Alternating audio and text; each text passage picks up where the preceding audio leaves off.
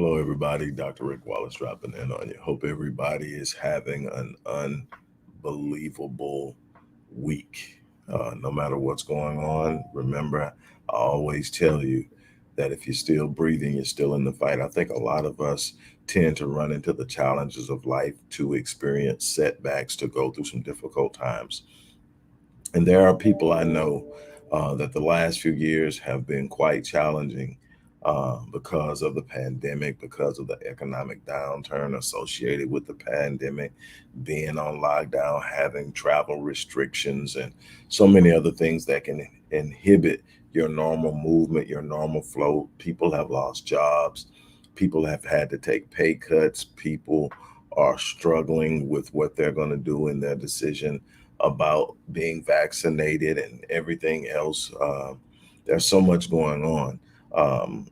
To be totally honest, the last few years have been extremely challenging for me in the way of business as we go through growing pains and experience some bottlenecking, along with the fact that I had some major health issues in 2020. Those who don't remember, I came close to leaving this place in March of 2020, 5 heart attacks. And so it's been challenging, and it's easy to look at what you're going through and lose sight of where you're going. That's why I constantly remind myself that if I'm breathing, I'm still in the fight. Yeah, I almost left this place in March, but I didn't. And because I didn't, I still have a chance. I'm still on course to win. Uh, Life threw something at me, and I handled it. I dealt with it. I grew from it. That is what's going to determine a great deal of how you fare in this world. It's not the ability to uh, elude or circumvent challenges. They're coming. You're not going to avoid them. They're a part of the journey. They're a part of the course of life. And I decided to share this with channels that I would probably not do this on a regular basis. For one, the Black Voice, the page on Facebook, and the YouTube channel. I'm bringing this to you guys because while we're fighting a collective battle in our community, we also have to live our lives individually, and we have to be at our best. And it's real difficult to do some of the exceptional and phenomenal things that we're demanding of ourselves when we are not at our optimal, when we are not functioning at our optimal, when we are not performing as individuals. It's hard to do things collectively on the highest level. And that's something that we are going to have to come to grips with in ourselves. So I decided to bring you guys in on it. I know normally we're hitting hard community topics, gentrification, mass incarceration, miseducation. We're currently doing the Black Wealth series, which is associated with my 25th book. Why I'm mentioning that, not going to stay on it long, but uh, writing my 25th book, which happens to be on the entire history of Blacks in this country and how we've been impacted as far as our attempts to build wealth and what needs to change. It's called the Black Wealth Project. And what I'm doing is I'm offering anybody who wants to the opportunity to sponsor space in the book where you can celebrate somebody that you love. No minimum sponsorship, but obviously you can sponsor with larger sponsorships, get a lot more that you're able to do in the book. And that information is in the description box. Go check it out, look at it. If you want to be a part of that, which I would love to have you do, sponsor a space, and I'll be in touch with you to find out what you want to put in the book. Now, moving on. Um, I have a number of books that talk about the importance of how we think.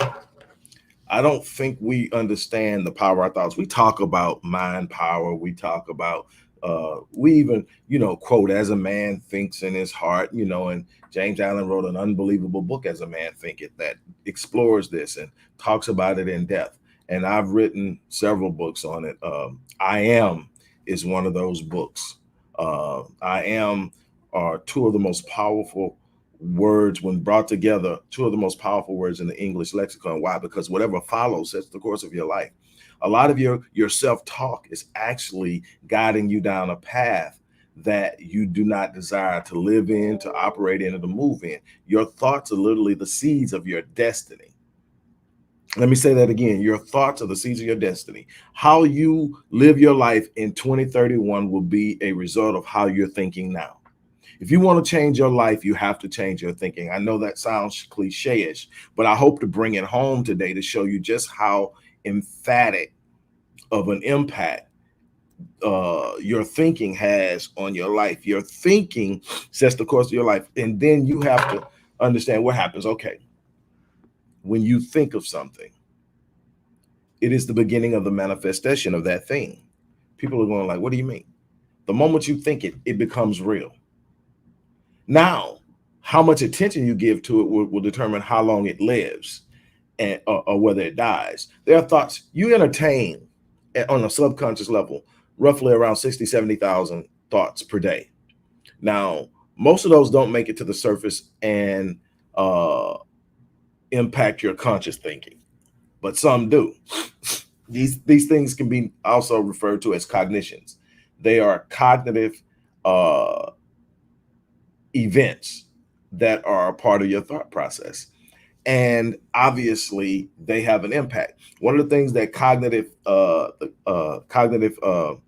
theory brought about, and ultimately what we now know as cognitive therapy, and we now have cognitive behavioral therapy because we put behavior into it. But Aaron T. Beck, when exploring this, understood that was trying to find out how he could be counseling someone and everything's fine, and then they go from 0 to 10 without any warning. And what ultimately he found out is that there were thoughts that were moving underneath the conscious in the subconscious that we call cognitions.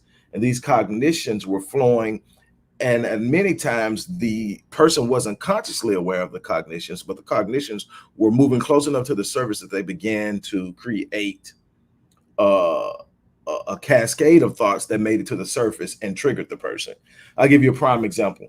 I'm sitting with a client. I'm working with a client, and I'm asking these clients questions. What I'm doing is I'm getting them to explore ideas and thoughts, but also getting them to make me familiar with where they're at and how they think. It's the beginning process of discovery. And I'm asking questions. On the surface, the person is simply answering the questions and saying, okay, this is a part of the process. But based on the person's belief system, if the person has had negative experiences with different types of intervention, that anybody that they've sat in front of, they haven't been happy with, or they just have a negative belief about therapists or psychiatrists or psychologists or counselors or whatever, and now they're sitting there on a subconscious level, there could easily be thoughts moving around. This dude asking all these questions, he don't care. This dude is asking questions because he wants to judge you. This person is looking down on you. Now, these are thoughts moving under the subconscious based off of beliefs already held. Now, remember, you're being governed by your beliefs, whether you understand it or believe it or not. It doesn't need you to believe it. It's happening. But anyway, what happens is eventually these cognitions are moving close enough to the surface because it's connected to the current reality that the conscious catches a hold to it. And before ever filtering it on a conscious level, the person responds and you get an outburst, and you're going where it came from. It came from the subconscious. It came from those cognitive episodes that are happening, or subconscious thoughts. Well, how do we govern subconscious thoughts? We govern subconscious thoughts by what we feed our subconscious. You got to understand how powerful the subconscious is. We know now that the subconscious governs roughly 96% of your decisions, your behavior, and your outcomes every day. 96% of what you do through the day is actually governed by your subconscious, not your conscious. Your conscious has a tendency to only be able to focus on one thing. So there are a bunch of things going around simultaneously. Like right now, while I'm talking to you, I can hear the air coming through the vents. There's a light shine. There's a bunch of things. There are vision boards on the wall to my left. There are a bunch of things that are there that my subconscious actually sees and actually records. The subconscious doesn't miss anything. If it comes through one of the gates, the ears or the eyes, it's recorded. And it holds it. The subconscious can process billions of bits of information per second. Now, the conscious can process roughly around 2,000 bits of information per second. So you see why the subconscious has such a massive impact. Everything. Have you ever been driving home and you're on the phone with someone, or your mind is deeply off into something that just happened? You may have had a bad day, or you may have had a great day, and your mind is off into that whatever happened that day, or your mind is into that phone call, and all of a sudden you look up and you're pulling in your driveway and you don't remember the last 15 minutes, but you drove it. Your subconscious did that. Your subconscious has done it so many times. Your subconscious just does it. It stopped you at every red light, stopped you at every red sign. It caught all the ambient behavior of drivers around you, all while you were on that phone call, focused on whoever you were dealing with at that time. Your subconscious was in control. And subconscious is that powerful. Well, here's the thing. The subconscious still can only operate off of what it has been fed. You can look at the brain as being the most powerful computer in the world. It can process unbelievable bits of information. It can make unbelievable calculations. It can make massive connections and correlations at a rate that you can't even imagine. But the brain is only good as the software and that's downloaded on it, and the operating system that it's running. Well, your self-talk can be seen as the software,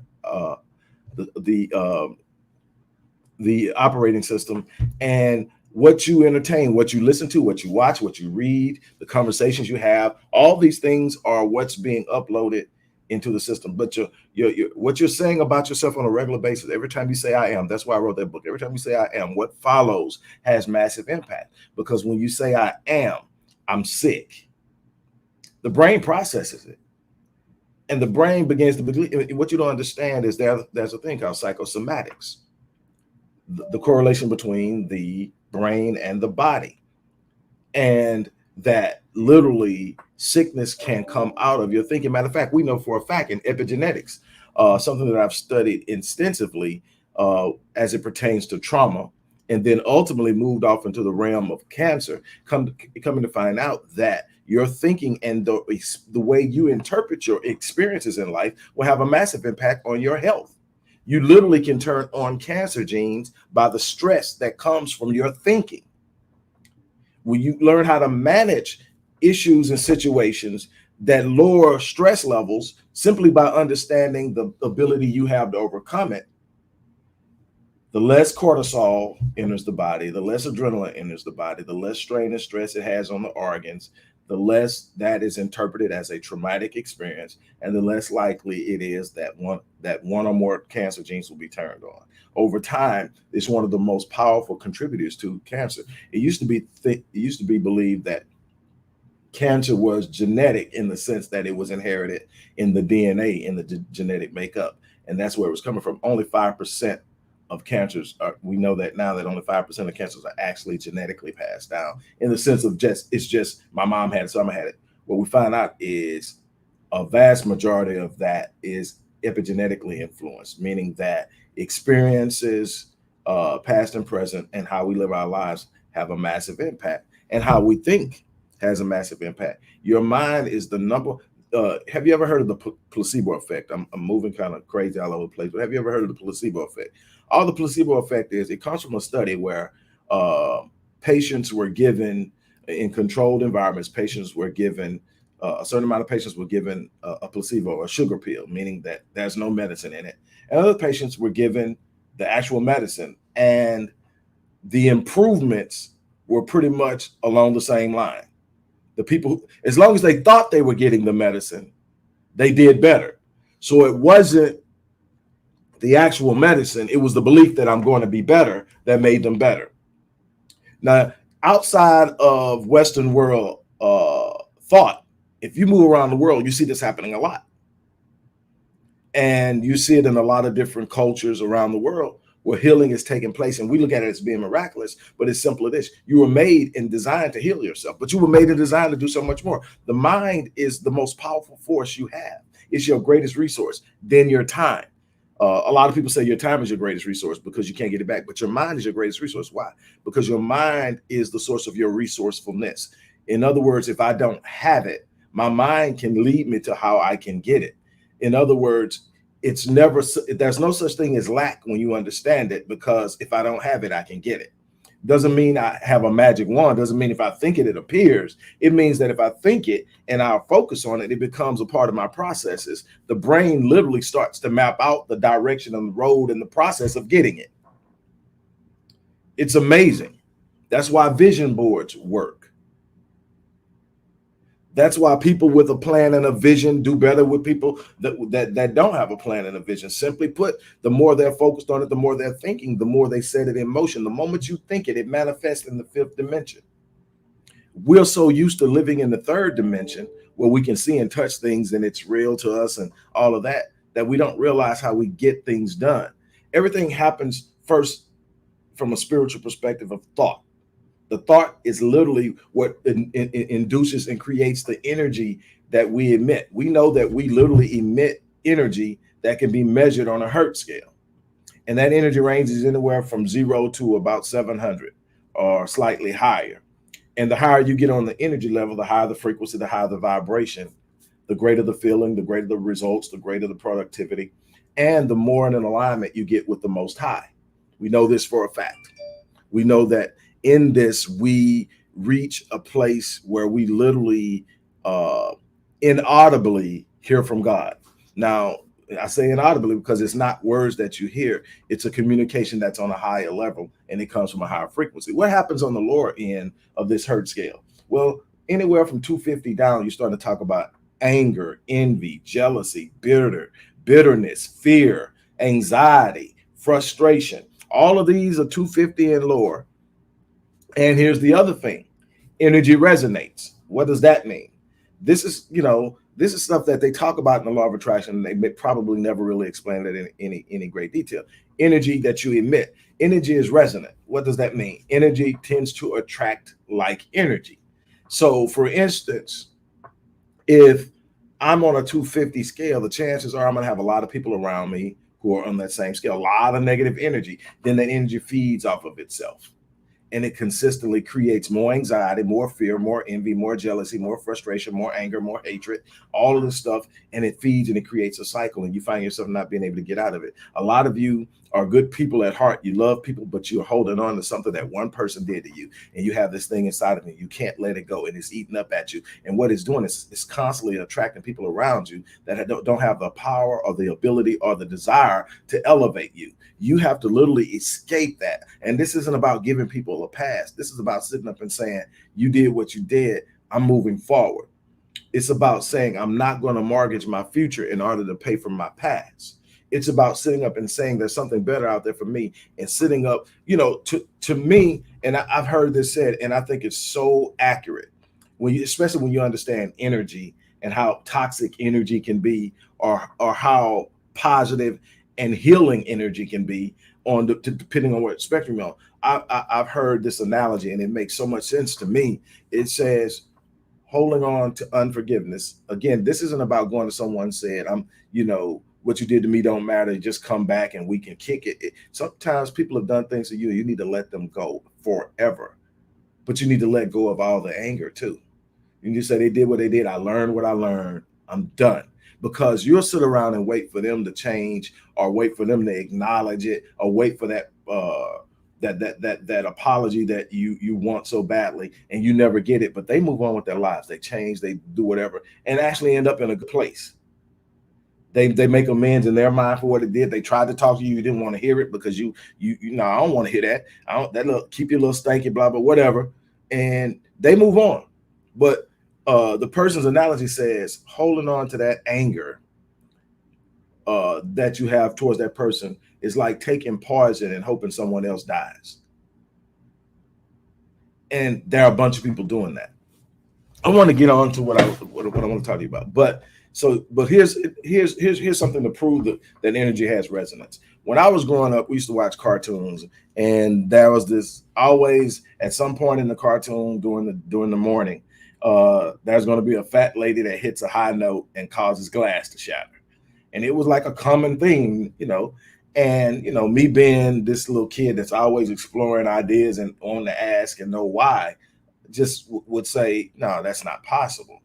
No way a person can make a glass shatter without touching it. Well, what you find out is that everything in the world has a certain energy, a certain frequency. Whether it's an inanimate object, whether it's this desk, whether the microphone, everything, no matter what it's made out of, it's made out of atoms.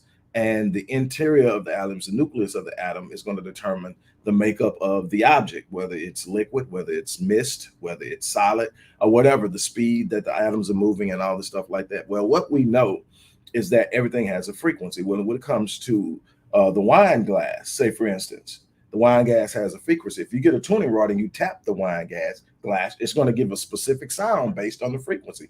Frequency always also controls sound. So you hit it and you get a frequency. Now, as you hit it, it actually releases energy. That sound is a part of energy. Now, if you have a woman with great octave range who also has a great ear, so when you tap it, that person can find that pitch.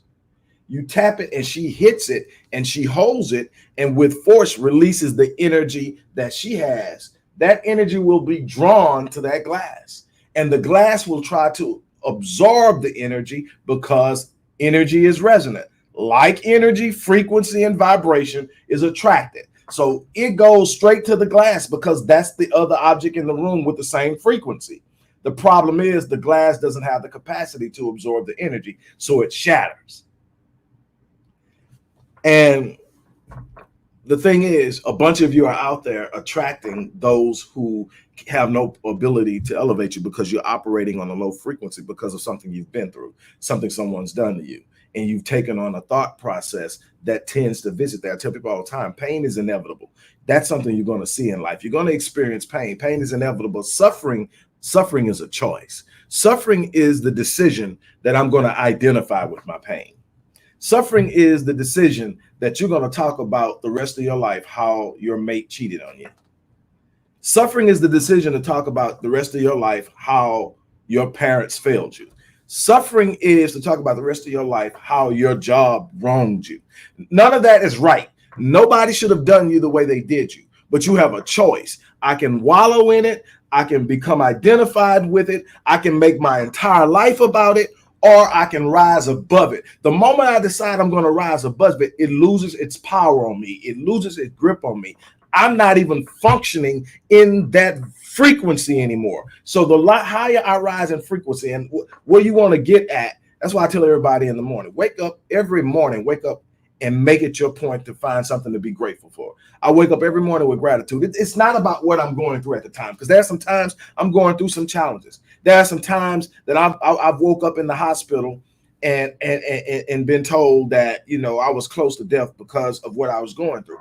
But that same day, I found something to be grateful for. First and foremost, I'm still breathing. So whatever was in this life force was trying to take me out, a lot of it was my decision. I was spending way too much time at the desk, a sedentary lifestyle, not enough time at the gym. And I was on a very high level of stress because I had everything on my table. I was thinking about everything else except my health, and it caught up with me. But what I had to do is realize I'm still here. I'm still in the fight. I'm still breathing. That's something to be grateful for. Then I looked over to my left in the room, and there standing with me by my side, had been there from the moment I walked into, was rolled into the hospital, my wife. Again, always a source of my gratitude every day. Doesn't matter what's going on in our relationship, I'm grateful for that blessing. And then it starts from there. Before I ever put my feet on the ground in the morning, I've determined 3 things that I'm grateful for. I never hit the ground anxious. I never hit the ground worried. I never hit the ground stressed out. Not that I don't have challenges, not that I don't have a bunch of stuff that's going on that I'm trying to get done with what I believe in to be something so unbelievable that I wake up for it every day, you know, but I wake up with gratitude. I tell people all the time, I tell my clients, leave this thing alone for the first, at least the first 30 minutes, for the first hour. I don't open it. Why? Because this is the greatest thief of your personal sovereignty you have ever encountered in your life. Why? Because you don't have a clue. You've become so enamored by what's on it that it often moves, it switches your mood. I've watched people get on the phone, laughing and talking, see something on this freaking phone, change their whole mood. They don't want to talk now. They're upset now. Why? Because you don't control what's on it. And if you wake up and you go to this thing, whatever is on it is going to set your day.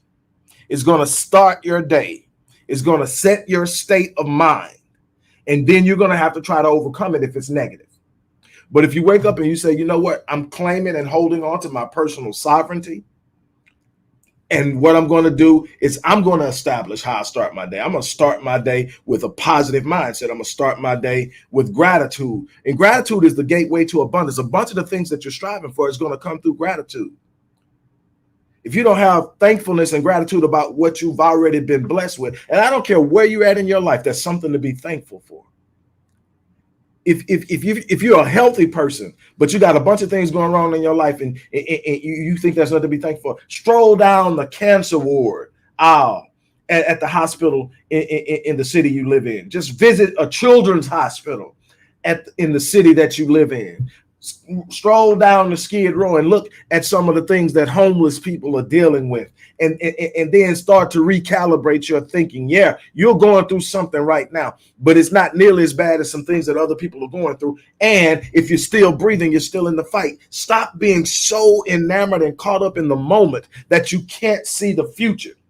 I've had people tell me, hey, Doc, I love you, bro, but I really think you're in denial.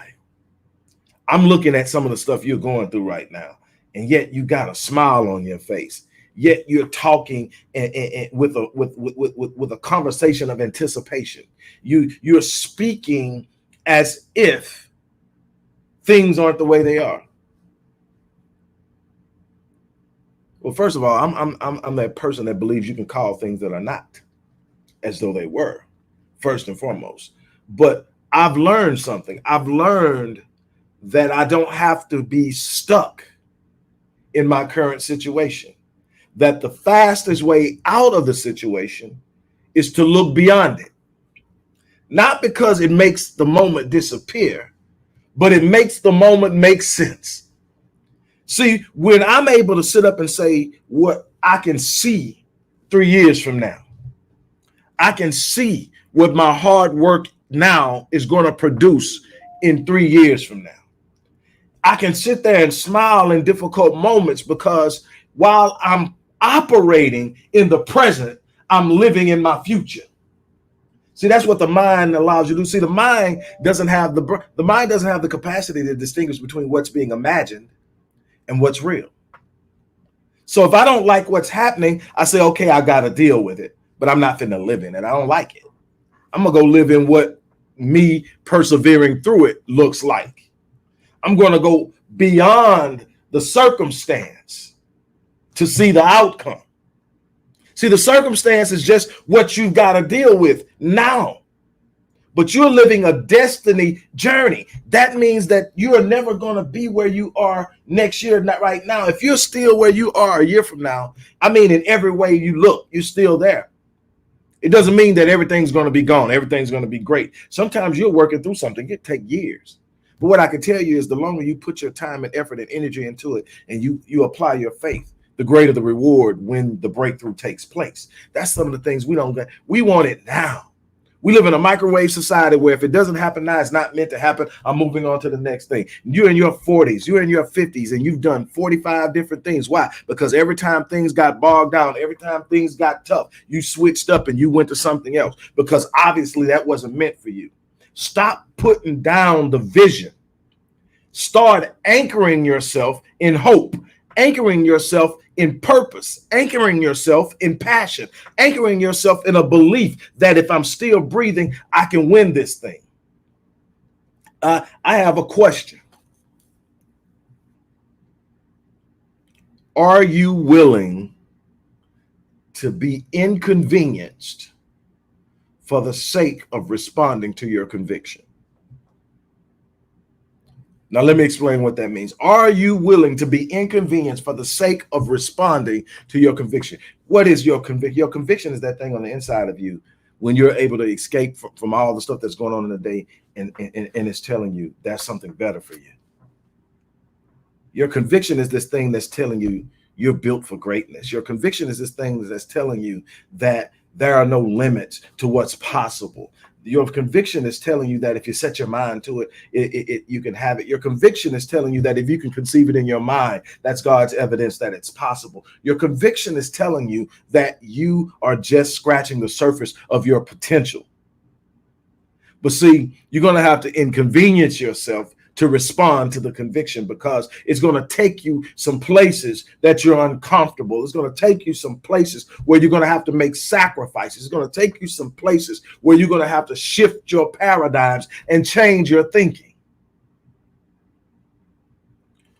Are you willing to be inconvenienced in order to respond to your conviction?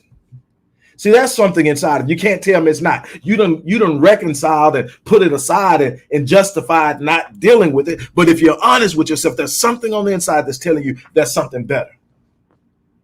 There's something on the inside that's telling you you haven't even come close to what you're capable of. There's something on the inside of you that's telling you the world needs you to rise up and live out the true level and nature of your destiny and your purpose and your design.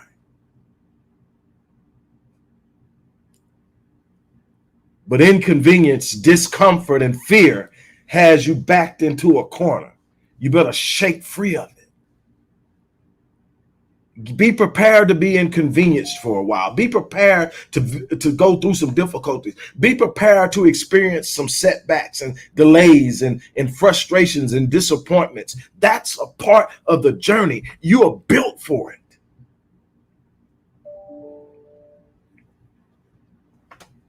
You are built for every people. What is it that has allowed you to do what you've done, man? And I'm here at 54 going, man, I'm just getting started. The companies that I've been able to start, right now, trying to grow this business beyond the level I've gotten it to is going to take, a lot of stuff, and we're putting it into place. And I'm excited about it because I see the potential for the explosion. I've done some great things. I was talking to a client who's probably ultimately going to be a part of this. Well, I got a couple of clients that'll probably be a part of this because of the level of expertise they have and what they see and believe based off of what I've done with them. But the goal is to say, okay, this is what I've been able to do in personally reaching people in this way.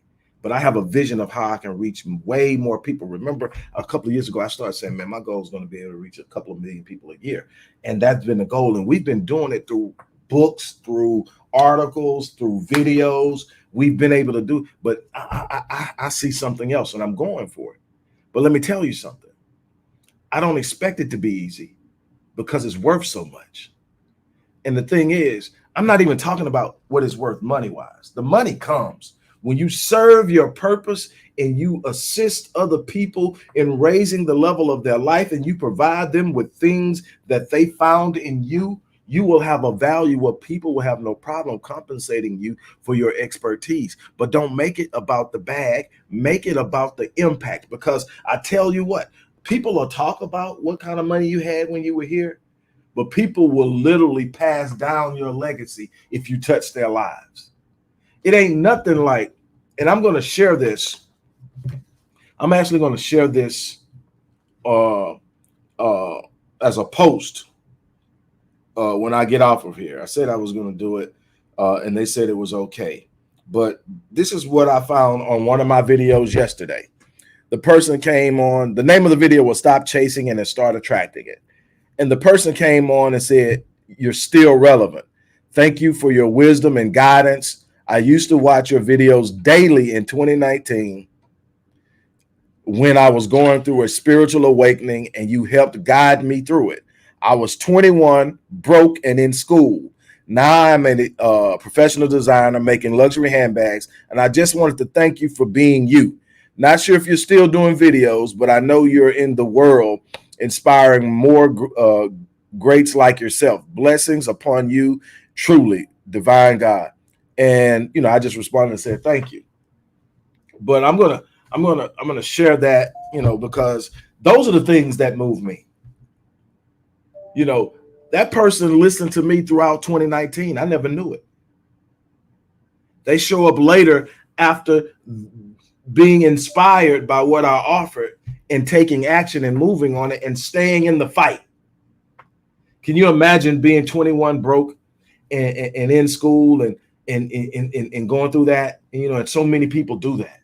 And then you're looking up and there's a part saying, man, you can't do this. You got to sit up and drop this. You're going to have to get a job and let that school go and go over here. And you're trying to, it's something better. And you're trying to get through it. And there's something there saying, you got this.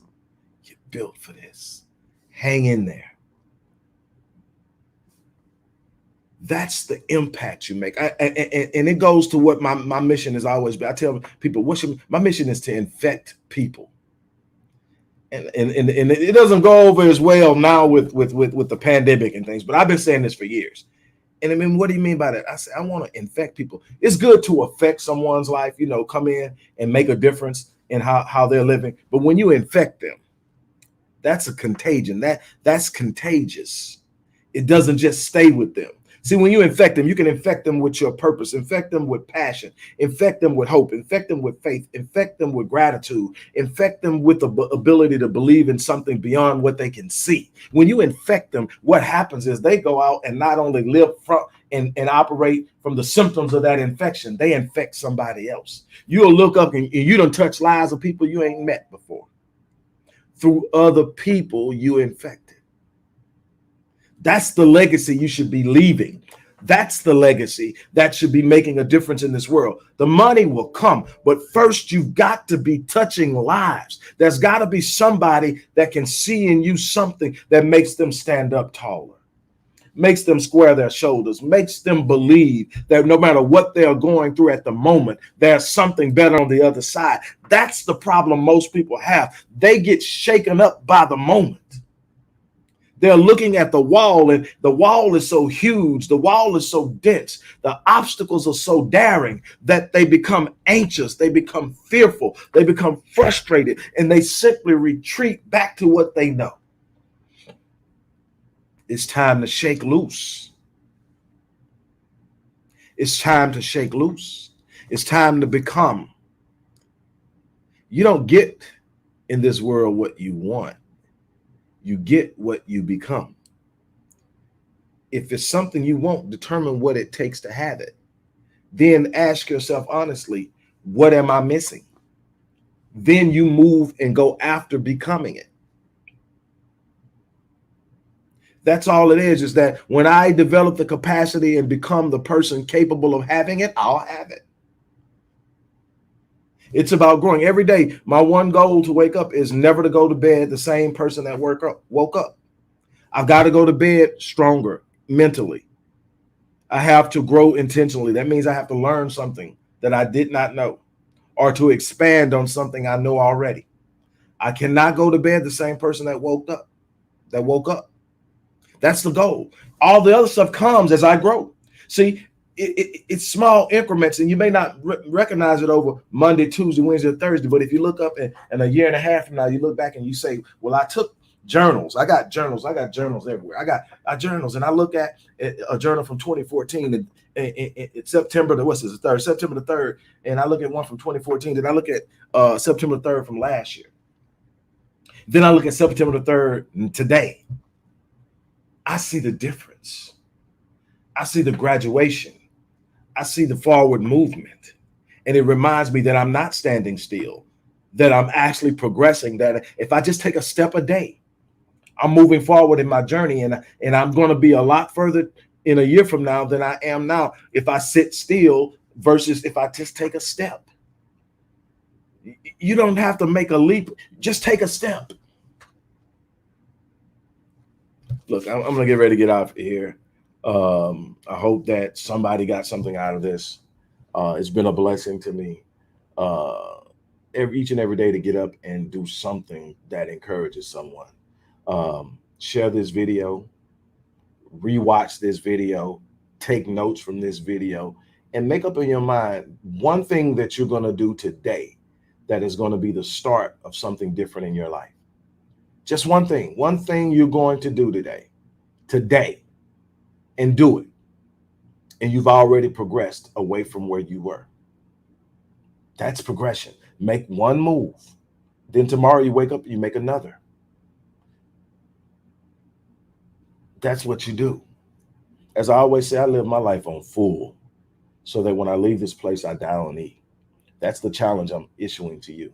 Like I said, don't forget, if you haven't sponsored a space in book number 25, that alone, 25 books, all designed to help people.